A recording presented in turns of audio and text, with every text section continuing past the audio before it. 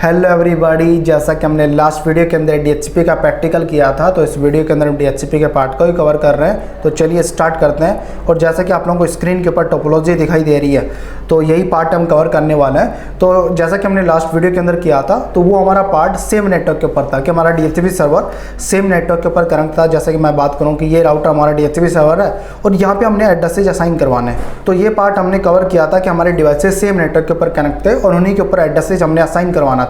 लेकिन इस टास्क के अंदर हम क्या करने वाले हैं कि हमारा DHCP सर्वर डिफरेंट नेटवर्क के ऊपर है। कहने का मतलब क्या है कि भाई आपके पास जो राउटर है, मान लो कि आपके घर के अंदर जो राउटर लगा हुआ है, ये मान लेते हैं कि हमारे घर का राउटर है। ये घर का राउटर, ये DHCP सर्वर नहीं है। DHCP सर्वर कहाँ पे है? ISP के पास है। ISP कहाँ पे है? मान लेता हूँ कि मैं ISP ये है, तो ISP हमारे साथ डायरेक्ट नेटवर्क के ऊपर कनेक्ट नहीं है। हमारा कनेक्शन बना हुआ है इस राउटर के थ्रू। मतलब हमारे सिस्टम्स के ऊपर ISP के DHCP सर्वर की ओर से जब तक एड्रेस असाइन नहीं होगा तब तक हमारा इंटरनेट नहीं चलेगा। तो ये टास्क हम करने वाले हैं। तो कैसे हम करेंगे? तो सेम है सब कुछ जो हमने लास्ट किया था, लेकिन थोड़ा सा सिनेरियो यहाँ पे चेंज है। तो आप लोग इस वीडियो को कंटिन्यू देखना, तो आप लोग आसानी से समझ जाओगे। तो चलिए अब स्टार्ट करते हैं। तो सबसे पहले मैं IP एड्रेसेज इंप्लीमेंट कर देता हूँ और हम IP एड्रेसेज थोड़ा फास्ट करेंगे क्योंकि ये पार्ट हम ऑलरेडी कवर कर चुके हैं, तो हमारा वीडियो ज़्यादा बड़ा ना बने। तो इस वजह से मैं ये फास्ट करूँगा। IP एड्रेसेज मैं प्रोसेस कर देता हूँ, एक बार कॉन्फ़िगर कर देता हूँ IP एड्रेसेज और इंटरफेस 0/0 और IP एड्रेस यहाँ पे मैं डालने जा रहा हूँ 20.1/255.0.0। एक बार नो शट डाउन कर देता हूँ, उससे एग्जिट करके मैं बाहर आके इंटरफेस गीगाबाइट 0/1 और IP एड्रेस मैं यहाँ पे दे देता हूँ 10.0.0.1/255.0.0। मैंने इस राउटर के ऊपर IP एड्रेसेज कॉन्फ़िगर कर दिए हैं। 0/1 इंटरफेस के ऊपर 10.1 IP एड्रेस असाइन किया और इसके ऊपर 20.1 एड्रेस मैंने असाइन किया और इसके ऊपर भी मैं IP एड्रेस कॉन्फ़िगर कर देता हूँ। और उसके बाद हम अपना पार्ट कवर करेंगे, मेन जो हम करने जा रहे हैं। देन कर देता हूँ IP एड्रेस थोड़ा फास्ट कॉन्फ़िगर, जिससे हमारा वीडियो बड़ा ना हो। और IP एड्रेस यहाँ पे मैं असाइन करूँगा 10.2। तो IP एड्रेसेज आप लोगों को कॉन्फ़िगर करने नहीं आते, तो उसके ऊपर मैंने ऑलरेडी वीडियो बना रखा है, तो पहले आप उस वीडियो को देख लीजिएगा, ठीक है। तो अब मैं IP एड्रेस यहाँ पे कॉन्फ़िगर कर चुका हूँ। तो अब अपना मेन पार्ट हम स्टार्ट करते हैं। तो हमने DHCP सर्वर किसको बनाना है? भाई इस राउटर को आप लोगों ने DHCP सर्वर बनाना है। इसको DHCP सर्वर बनाने के बाद इन PCs के ऊपर IP एड्रेसेज आप लोगों ने इंप्लीमेंट करवाने हैं।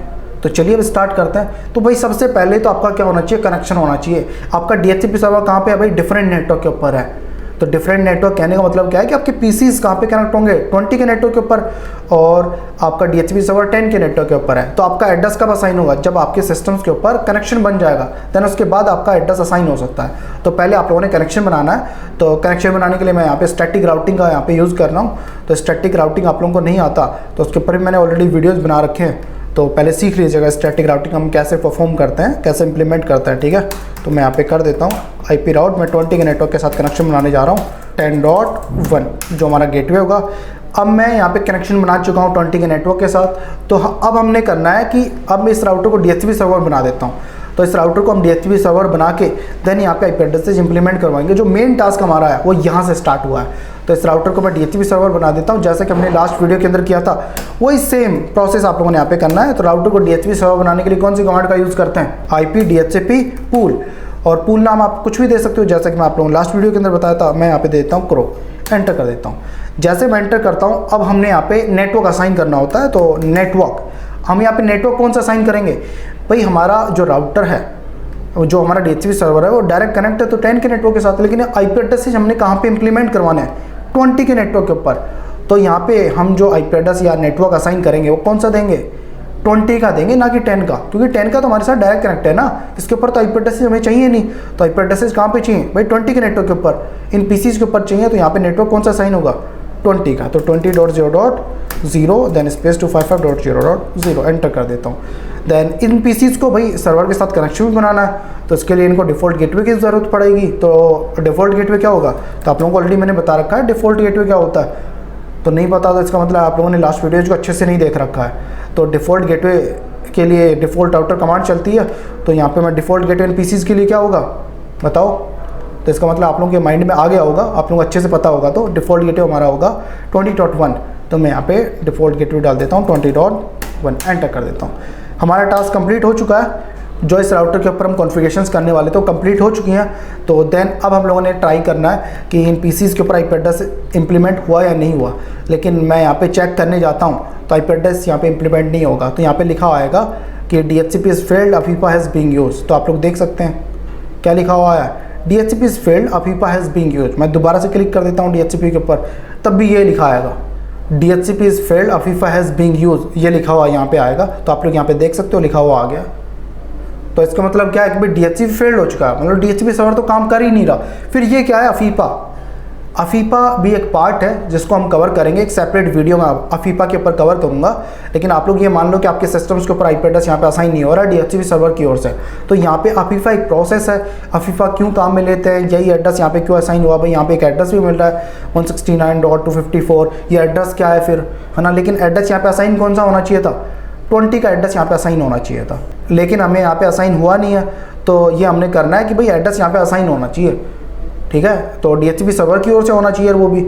तो अफीफा यहाँ पे दिखा रहा है, लेकिन अफीफा के बारे में हम समझेंगे। लेकिन अभी के लिए इस पार्ट के अंदर अफीफा को हम कवर नहीं कर रहे हैं, तो अफीफा को हम स्किप कर देते हैं। लेकिन हमने करना क्या है भाई, DHCP सर्वर की ओर से एड्रेस यहाँ पे असाइन होना चाहिए, तो ये पार्ट हम यहाँ पे कवर कर रहे हैं। तो एड्रेस असाइन क्यों नहीं हुआ, तो वो चीज़ हम जानने जा रहे हैं। तो अब देखो भाई एड्रेस क्यों असाइन नहीं हुआ।